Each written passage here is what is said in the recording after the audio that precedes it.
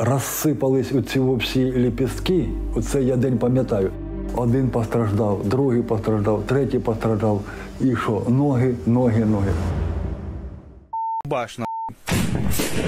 Про те, як відступала російська армія з Харківщини, згадує Сергій, мешканець селища Чкаловське, який пережив усю окупацію регіону. Ми говоримо з ним у лікарні, куди він потрапив через ті самі згадані ним ліпістки української пелюстки. Я йшов на огород. І не з того, не з цього, як воно рвануло, нога розсипалась в пиль. У пиль розсипалась, як наче її ніколи не було. Я тримаю ногу, впав. Думаю, зараз я впаду, а там, може, десь іще таке є, що зараз, якщо я впаду, то вже і мене розірве зовсім. Сергія врятували військові ЗСУ, які проїжджали повз. Пам'ятає, як надали першу допомогу та викликали швидку. Як лягаю спати і гадаю, хоч би я так вранці проснувся, а нога вже була. Отак мені так хочеться, і хотілося, і хочеться, і по сьогоднішній день хочеться, і на завтра теж хочеться. Я все гадаю мишлено, що в мене є нога. І машинально, отак, як конь вже пішов, отак уже, і я не утримуюся. Скільки разів я вже падав, це вже просто, я не знаю, тут не перечитати. Мені вже кажуть, ти вже льотчик, вже тут каскадер. Так воно і є. Хоч мені кажуть, що головне, що ти залишився живий. Да, воно то так. Вона ж нікуди не дінеться. Історія, що трапилась з Сергієм, в Україні вже давно не рідкість. На Київщині місцеві жителі підірвалися на міні. А тим часом на Сумщині двоє мирних жителів на автівці підірвались на міні. 4 цивільних загинули вранці на Чернігівщині. Авто натрапило на міну. 2 місцевих підірвались на вибухівці на Херсонщині. Замінованою або мовою спеціалістів мінно-забрудненою офіційно вважається 30% території України, тобто понад 174 тисячі квадратних кілометрів. Для розуміння масштабу це більше, ніж територія Хорватії, Нідерландів, Бельгії, Швейцарії та Люксембургу разом узятих. Що робить Україну найбільш забрудненою мінами державою. Вони і засіюють мінами. Просто засіюють міни. Дуже багато пасток, дуже багато ізощрених таких ловушок. Вони на це не скупляться, привозять, ставлять, мінують все, що завгодно. Це автошляхи, лісосмуги, сільськогосподарські поля, об'єкти критичної інфраструктури, а також житлові будинки. Заміновано все. Про те, як Україна стала однією з найбільш замінованих країн світу, які заборонені боєприпаси використовує російська армія і які саме підрозділи виконували вказівки російського командування з їхнього засіювання території України від сіл до великих міст. І навіть отримали за це нагороди у новому розслідуванні схем проєкту «Радіо Свобода».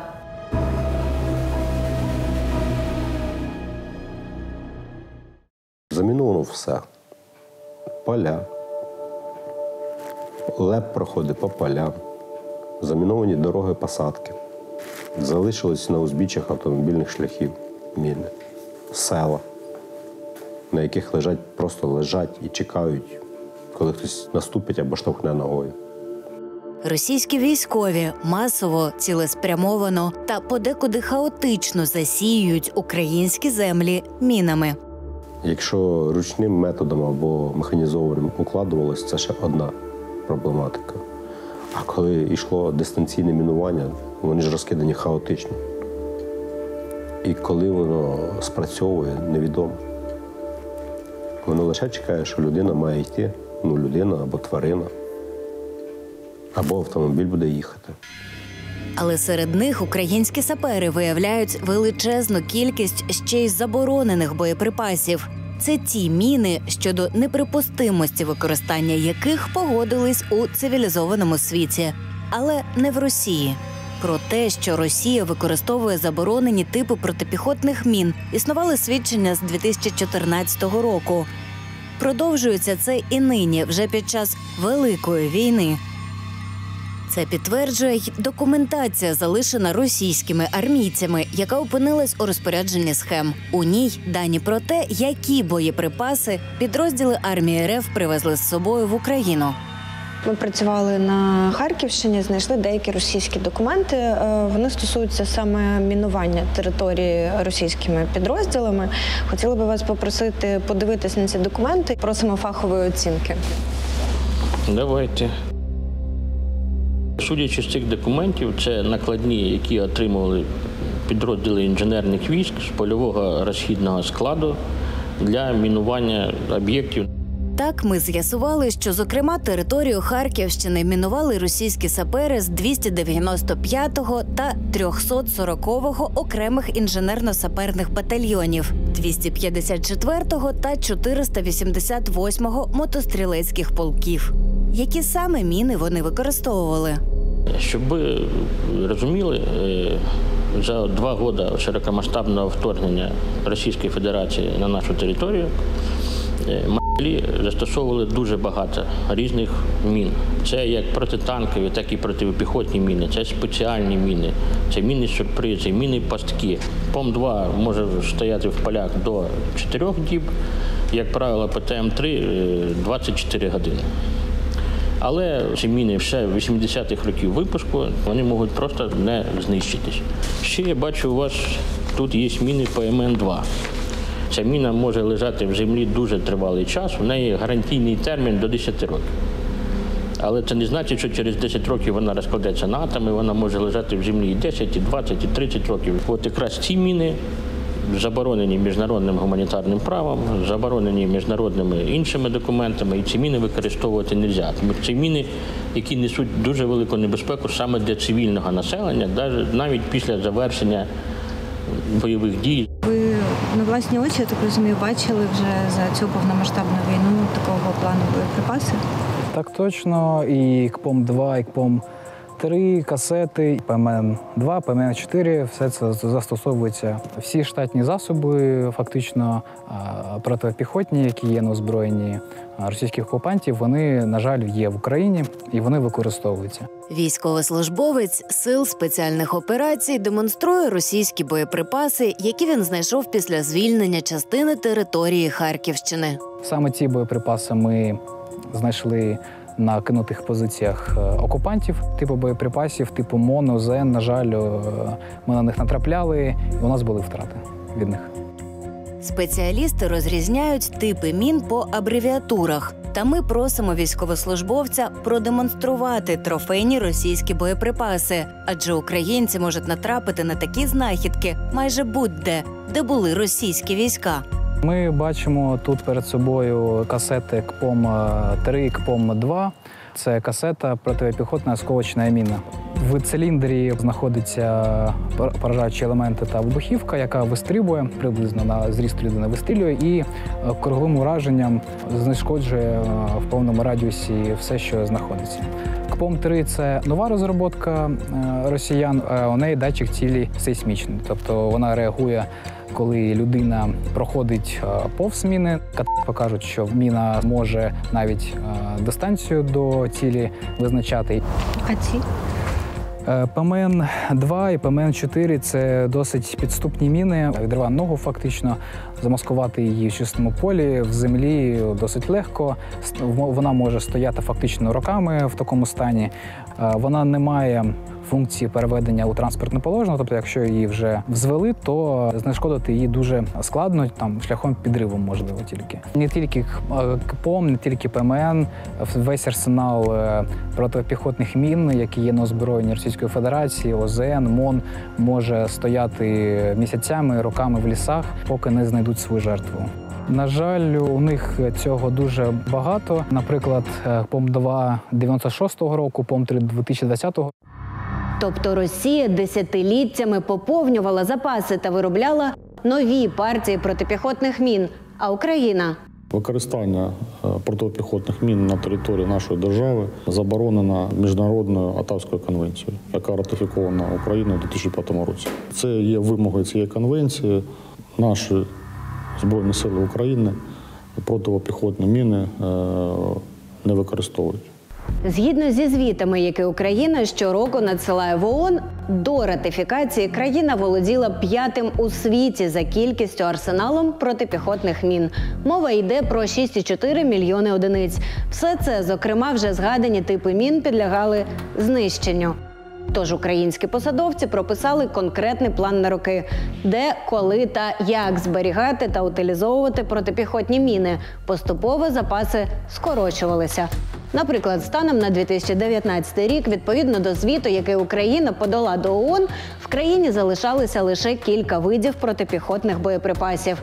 За той рік на підприємстві «Укроборонпром» та на полігонах знищили усі запаси ПОМ-2, а також частину ПФМ, так звані «пелюстки» на хімзаводі в Павлограді на Дніпропетровщині.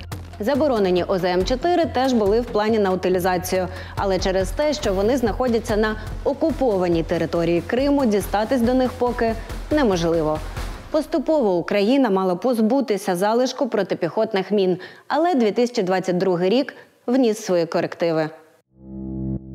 З початком повномасштабного вторгнення одна з міжнародних неурядових організацій закидала Україні використання так званих «пелюсток» під Ізюмом. Але українські посадовці та військові це заперечують.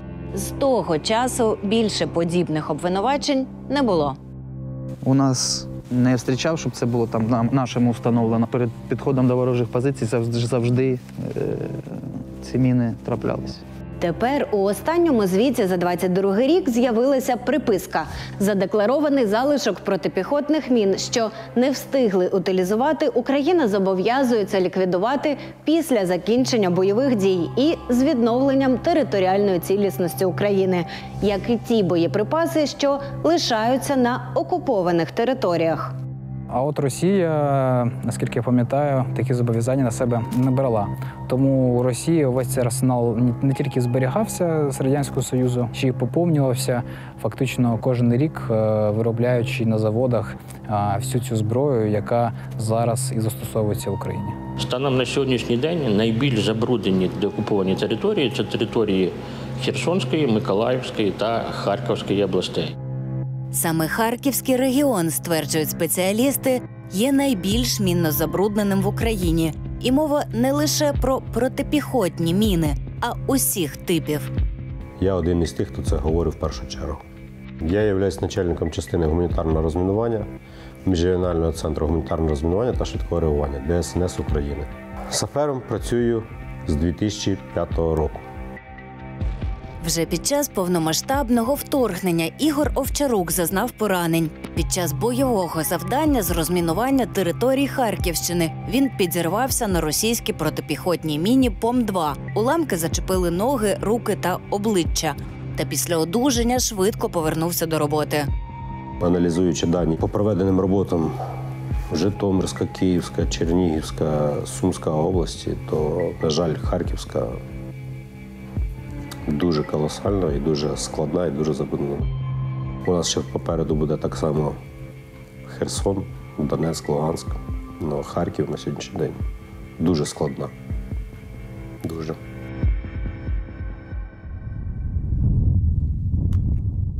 Тож ми на Харківщині. Ми зараз знаходимося на спеціальному підривному майданчику. Це одне з таких місць, де спеціалісти вибухотехніки знищують знайдені вибухонебезпечні предмети. Сьогодні спостерігаємо за підривом кількох мін ТМ-62. Це не протипіхотна міна, а протитанкова. Але загрожує такий боєприпас не лише танкам. Він спрацьовує від натиску ваги від 200 кілограмів. Тобто ця міна може вибухнути, якщо на неї наступить, наприклад, худоба, корова чи кінь. Калічаться та гинуть на них і люди. У полі на Харківщині за межами села Вільхівка на протитанковій міні підірвався комбайн. Його водій постраждав. Підірвався він на протитанковій міні ТМ-62. На Київщині тракторист підірвався на протитанковій міні, яку залишили окупанти. От одна зі знайдених на Харківщині російських мін. Вона пластикова, та її особливість у тому, що її дуже важко віднайти металошукачем. Проте цю знайшли і зараз будуть підривати.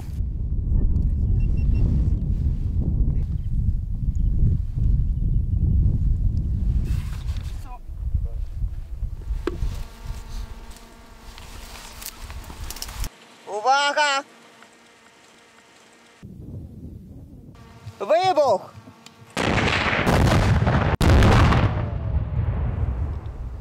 На превеликий жаль, будемо фіксувати випадки, коли фермерські угіддя, вони заміновані, люди будуть виїжджати, працювати на цих полях. Там виявляють міни ТМ-62, дуже багато, дуже великій кількості, які ми сьогодні знищували на полігоні, вони були якраз виявлені під час проходу ґрунтових дорог поздовж сільськогосподарських полів. Та якщо протитанкову міну принаймні є шанс помітити, більшою небезпекою в першу чергу для цивільних є згадані протипіхотні міни «Пелюстки». Вони повинні по тактико-технічним характеристикам самоліквідовуватися, але фактично вони майже всі залишать, вони не підриваються. Зараз от трішки почне пробиватися перша трава, ми їх вже не побачимо, ми їх не знайдемо, особливо в полях. І діти, підлітки або просто цивільні особи їх піднімають, тому що ця міна по своїй формі і структурі, вона не схожа на вогнебезпечний предмет.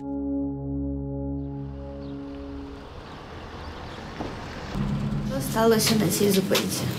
В обичний день зібралася компанія. Я вирішив дістати і показати як образець. Пелюсток, протипіхотна міна. 2 секунди і все. Бах, нічого не чуєш. Нога в крові. Дівчинці 15 років, 2 ноги посекло. На одній 8, на второй 9. Осколочных ранений. Да. Девочке еще прилетело в подбородок, в бровь и в шею. Осколочное ранение в руку, делали операцию и в ногу. У мене теж на нозі тут і туди піде. Один із хлопців підібрав міну у селі Ізюмського району, що також було під окупацією, думаючи, що вона безпечна. Позначка «С» означає, що боєприпас має самоліквідуватися максимум за кілька діб. Я з 9 років вивчаю як взривчаті механізми. Було там тільки сам взриватель, в якому знаходилось 3,5 грам тротила. Використання саме такого типу боєприпасів дає можливість російській армії стверджувати, що вони не порушують безпекових конвенцій, адже міни із самоліквідатором не заборонені, оскільки швидко детонують та не несуть загрози цивільним. Вони так стверджують, але по факту воно не так. Якщо людина наступила на протипіхотну міну, як правило, це або каліцтво, або смерть. Тут другого випадку немає. І всі міни, які використовуються, це і ПФМ-1 або ПФМ-1С, в яких є елемент самознищення, але ці міни теж можуть летати в полі дуже довгий час. Засіюють мінами, просто засіюють міни. У них є дуже багато, на жаль. Саме із-за протипіхотних мін ми не можемо швидко оглядати територію з метою фіксування злочинів Російської Федерації. Їх дуже багато. Це і розтяжки, це і ліпістки, так називаємо, які дійсно заборонені міжнародними конвенціями. І все це дійсно походження з Російської Федерації. Для тех, кто думает о негуманности минного оружия, сообщаем, минные заградители используют сейчас практически все армии мира. А Россия просто довела эту идею до совершенства. Офіційна статистика, надана схемам в Міноборони, говорить, що з лютого 22 по грудень 23 року від мін та вибухонебезпечних предметів в Україні постраждали близько 900 цивільних. З них 279 загинули. На жаль, страна-окупант, це Російська Федерація, вона використовує дуже активно протипіхотні міни. І, на жаль, жертвами цих протипіхотних мін стають цивільні особи. Розслідування кожного кримінального провадження воно націлене на встановлення осіб, які цьому винні. Нам вдалося встановити низку російських саперів та їхніх командирів, які вторглись в Україну і, відступаючи під натиском ЗСУ, залишали за собою густо заміновані українські території. У їхній ідентифікації нам допомогли самі російські військові. У розпорядженні редакції опинилися дані з флешки, яку російські військові при втечі залишили в одному з місць своєї дислокації на Харківщині. Вона належала, ймовірно, одному з заступників командира з політичної роботи угруповання військ Балаклія.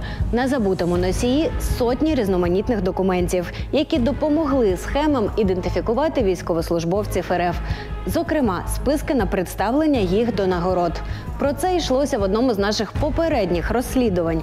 Тоді ми верифікували дані з носія кількома методами та ідентифікували низку російських військових і їхніх кураторів з Федеральної служби безпеки, один з яких згодом отримав офіційну підозру від українських правоохоронців. Після сюжету журналістів місцеві впізнали ката з ФСБ. Тепер саме з цієї флешки серед тисяч імен схеми ідентифікували і представлених до нагород російських військових, яких командування прославляло за мінування території України під час окупації. Наприклад, це Нікіта Лабоськін та Олександр Няшин. У списку тих, кого 11-й армійський корпус Балтійського флоту запропонував представити до держнагород за видатні успіхи в зоні так званої СВО. Згадку про них ми також знайшли в газеті «Красна звізда Збройних сил РФ». У випуску за серпень 23-го року читаємо. Серед тих, хто на минулому навчанні успішно застосовував здобутий бойовий досвід, гвардії старший лейтенант Нікіта Лабоськін, гвардії сержант Олександр Няшин. Сам Лабоськін коментує для військово-пропагандистського матеріалу. Інженерна розвідка – один із найскладніших елементів, з чим мені довелося зіткнутися на СВО, тому що це як розмінування, так і мінування. Причому ми маємо діяти так, щоб нас не почув супротивник, залишатися непоміченими. У цій же статті керівник навчань саперів додає: «Скритність для сапера – запорука успіху». Проте це не завадило схемам їх ідентифікувати.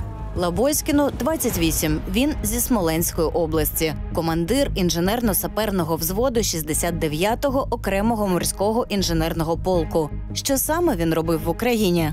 Керував діями інженерно-саперного відділення, яке встановило 70 вузлів загороджень, 55 мінних полів на найнебезпечніших напрямках, що сприяло успішному виконанню завдань із оборони позицій угруповання військ Балаклія. Що стосується деокупованих територій, в більшості випадків окупанти вони замінують що? Це автошляхи, лісосмуги, сільськогосподарські поля, об'єкти критичної інфраструктури, а також житлові будинки. Відповідно до документів з флешки, за ці дії Лабоськіна пропонували нагородити медаллю Суворова. Ще один армієць, про якого згадує російська газета та якого представили до нагороди – 24-річний сержант Олександр Няшин з Тюменської області. Згідно з документами російських військових з грифом «для службового користування», Няшин, зокрема, виконував завдання зі встановлення протитанкових мінних полів. Під час встановлення протитанкового мінного поля нацистами було здійснено мінометний обстріл. Під вогнем противника завершив мінування поля, ризикуючи власним життям, підготував до руйнування ділянку дороги, тим самим сприяв успішному веденню оборонних дій своїх військ. Зв'язатись із військовими Няшиним та Лабоськіним нам не вдалося. Номер, на который вы звоните, сейчас не в сети. Аппарат абонента выключен или находится вне зоны действия сети. До медалі ордену за заслуги перед вітчизною другого ступеню пропонували приставити і командира відділення цієї ж інженерно-саперної роти. Діяв у складі інженерно-саперного відділення, виконуючи завдання щодо облаштування мінно-вибухових загороджень у районі населеного пункту Балаклія. Під час встановлення протипіхотного мінного поля поставлене завдання було виконано. Написав на той час командир 11-го армійського корпусу Балтійського флоту про 28-річного Андрія Назарова з Калінінграда, який служив у цьому ж флоті щонайменше у 2017 році. А під час повномасштабного вторгнення, виходить, встановлював міни протипіхотні. Протипіхотні призначені для каліцтва. Андрей Алексеевич, мы пытаемся просто понять, почему вы устанавливали противопехотные мины, которые запрещены конвенциями.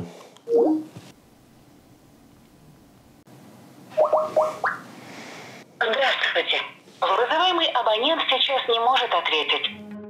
Хто керував усіма представленими до нагород військовими, що мінували Харківщину? Під його керівництвом було встановлено 70 вузлів загороджень, 55 мінних полів на найнебезпечніших напрямках. Особисто брав участь у підготовці та навчанні фахівців. У ході навчання було підготовлено 3 позаштатні інженерно-саперні відділення, що сприяло успішному нарощуванню мінно-вибухової обстановки на позиціях угруповання військ Балаклія.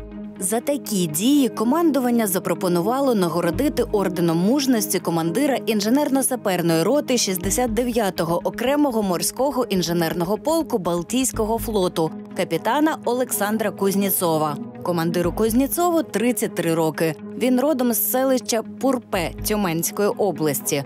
Кузнєцов – кадровий військовий, адже служить у складі полку як мінімум з 2016 року. В цей час, згідно з сайтом оголошень, він шукав в Балтійську, це один із пунктів базування флоту, квартиру в оренду, представляючи себе військовослужбовцем слов'янської зовнішності. Судячи зі сторінки в соцмережі ВКонтакті, досі служить у армії РФ. Правда, что вас представили к награде Ордена Мужества? Скажи, чей Крым? Смотрите, у меня такой вопрос. Почему ваши подчиненные устанавливали противопехотные мины, которые запрещены конвенциями? И зачем вы минировали гражданскую инфраструктуру? Крым чей? Украинский. С чего бы это? Вопрос. Почему в результате ваших действий по минированию гибли гражданское население гибло? Зачем вы минировали гражданскую инфраструктуру?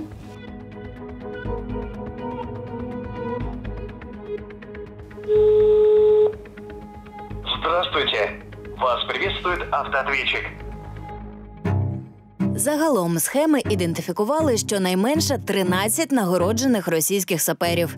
Чи дійсно їхній підрозділ щільно мінував територію в Балаклії та навколо?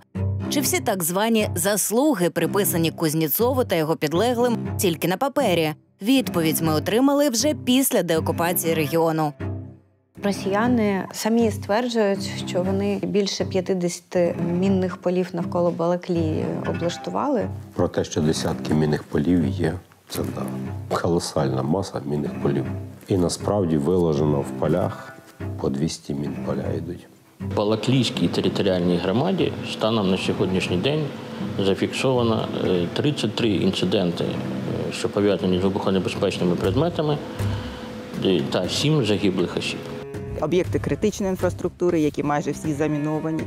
Це приватні домоволодіння, в яких перебували військові Російської Федерації, в яких вони жили, дислокувалися, і ці всі об'єкти вони теж заміновані.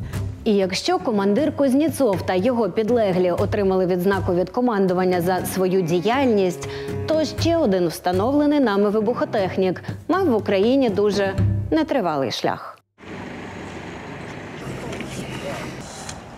Ми зараз знаходимося на Бучанському кладовищі. Тут поховані загиблі під час окупації навесні минулого року. І прямо зараз відбувається ексгумація одного з загиблих. З'ясувалося, що це російський військовий.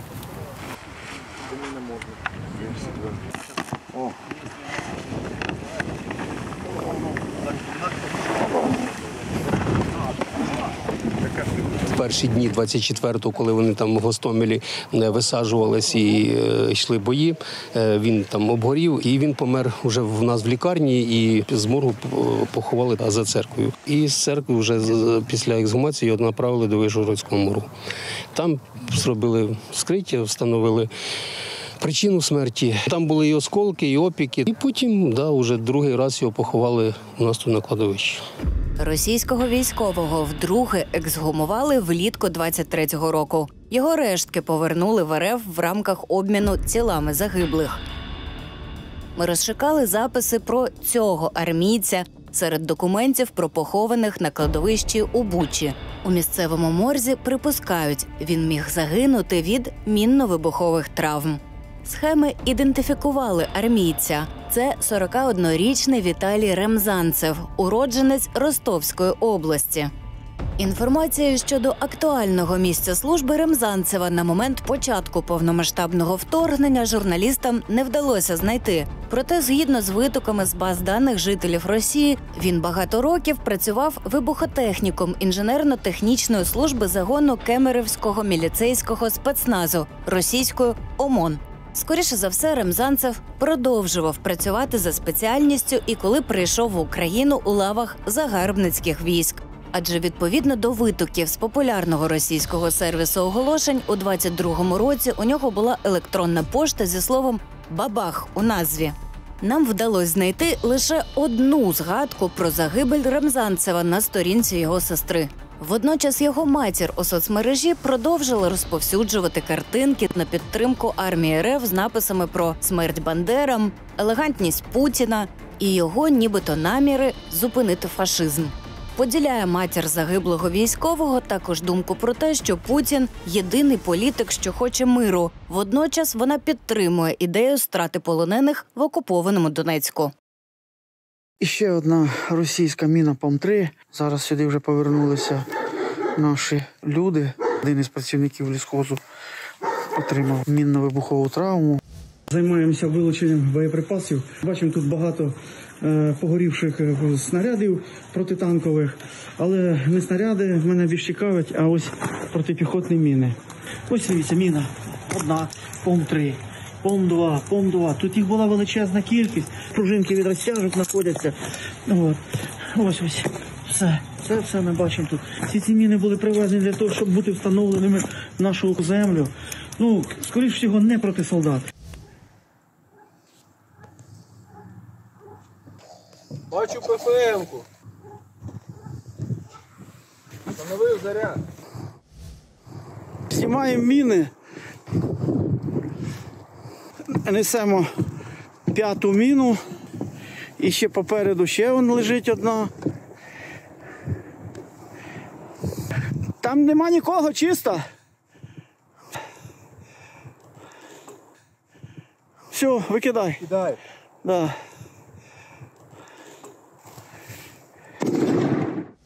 Зараз проводимо розвідку на молокозаводі в місті Ізюм. І ось, що ми бачимо. Ось вона лежить, чекає себе, ми тут ходимо. Повномасштабне вторгнення триває вже 2 роки. Від лютого 22-го року змінюються методи та технології розмінування. Проте, за словами спеціалістів, цей процес триватиме ще довго. До нас приїжджали наші західні партнери, за їхніми даними, це може затягнутися на 10-річчя. Цю думку поділяють і представники Міжнародного фонду, який організував в Україні навчальний центр для саперів-кінологів з ДСНС.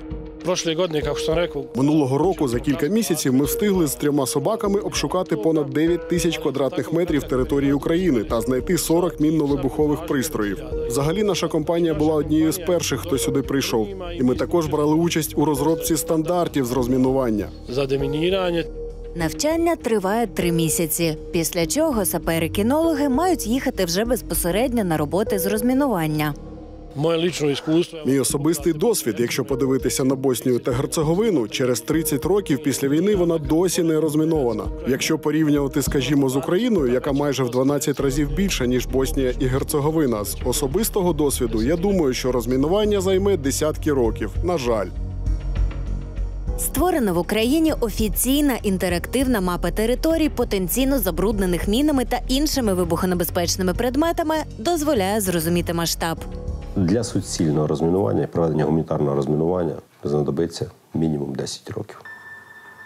Але це все буде залежати від кількості саперів. Цим займаються спеціальні підрозділи у складі Сил безпеки і оборони. Військові сапери-інженери, піротехніки і вибухотехніки Нацполіції, Нацгвардії, Держприкордонслужби, структури ДСНС, оператори гуманітарного розмінування. Є випадки, що і загинули в нас люди в частині, на жаль. І є люди, які зазнали травмувань, поранень. І є люди, які зараз знаходяться на лікуванні і хочуть повернутися для проходження подальшої служби. І намагаються повернутися і працювати. Я про це мечтав. Взагалі мечтав військовим бути. Потім там не сложилось. Ну, думаю, ладно, піду в ще тоді Міністерство надзвичайних ситуацій. Так. І тоді я вже зрозумів, що круче, ніж пірат, нема нікого в ДСНС. Сергій Молчанов, сапер-рятувальник, наголошує, фактично розмінуванням займаються навіть ті, хто не має до цієї професії стосунку. Всі кажуть, ми герої, там, Збройні сили герої, всі герої. Ні. Самі круті герої – це комунальні служби. Тому що, яка б не була біда, ти приїжджаєш через 2 часа, там навіть немає слідів уже. Там, ну, бували такі випадки, коли дворник виконував роботу сапера. Він брав цю касету, представте, бере касету і викидає її в клумбу кудись. До нього підходиш, кажеш, мужик, де? Люди ж визвали. Мужик, де? Та де? Он я викинув туди. Хоча вона могла вибухнути і його вбити. Ми працювали, можна сказати, так от на гарячу. Тобі ж там їдеш по місту, їдеш тільки гу-гу десь. Тобі вже телефонують, так, Серьо, там прильот, там туди треба заїхати, там подивитися, якщо щось не взірвалося там, ну і... Протипіхотні міни зустрічали? Звичайно, на одній із сімейства ПМН я підірвався. Наприкінці 22-го року 32-річний сапер-рятувальник підірвався на протипіхотній міні. Отримав осколкове поранення плеча і голови та втратив стопу. Для того, щоб співробітники ЛЕП могли працювати, натягувати провода, їм потрібно було пробивати коридор. І ми вийшли, працювали, все було добре, все виявили, там знайшли. Я прийняв рішення, що треба відійти на безпечну територію, перегрупуватися. Коли я з міношукачем перевіряв ґрунт перед собою, міна, вона була нештатно поставлена була фахівцем. І я, скажімо так, якщо не кривити душою, совершив ошибку і добрий вечір. Мене з тіла достали кучу різних і дерева, і бакеліт з корпуса, і резину, що там тільки в мені не було. А ви знаєте точно, що це за міна? Одна із сімейства ПМН. Бакелітовий корпус тільки у одної, у ПМН-1, чорна вдова. Вона повинна була мене там і вбити, тому як вона із всіх ПМН-ок сама жорстка. Але і після такого поранення сапер вже говорить про повернення до служби. Я ось очікую протез, отримую протез і в строй. Треба тільки буде натренуватися бігати, щоб від хлопців не відставати. Вони теж не повинні в мені бачити абузу яку-то, або там, що я буду тягнути ділення вниз. Ні. Ну, як я відновлюсь, стану хорошо на ноги, тоді будемо працювати. Роботи у нас ще ого-го-го. Це по розмінуванню Харківщини? Харківщина – це рідна вотчина, а далі Україна ж та вся наша рідна. Поїдемо на Донбас, поїдемо на Херсон. Допомагає у розмінуванні і техніка. Це все буде залежати також від кількості машин механізованого розмінування, які на даний час вкрай необхідні. Міністерство оборони зараз дуже приділяє велику увагу, це саме інноваціям в сфері розмінування. Насамперед це застосовуються дрони з магнітрометрами, з мультиспектральними камерами, які використовуються в основному для проведення нетехнічного обстеження території. Крім того, у нас є наші українські розробники, які теж працюють над питанням створення машин механізованого розмінування.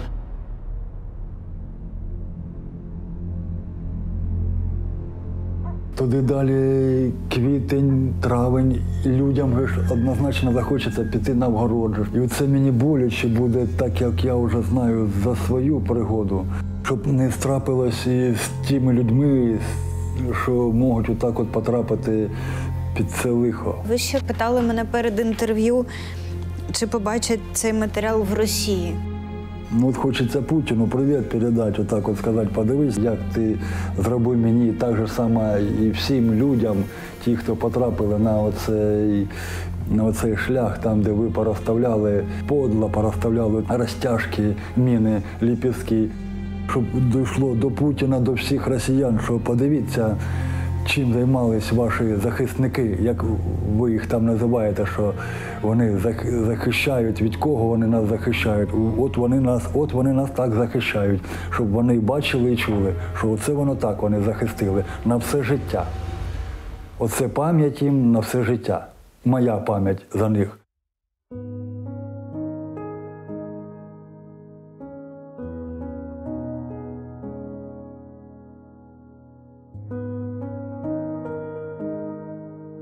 так хочеться просто ходити і працювати далі, не вважаючи на те, що в мене ноги немає.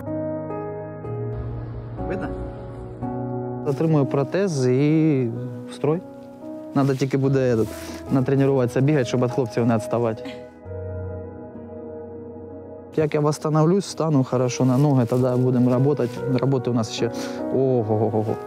Поїдемо на Донбас, поїдемо на Херсон.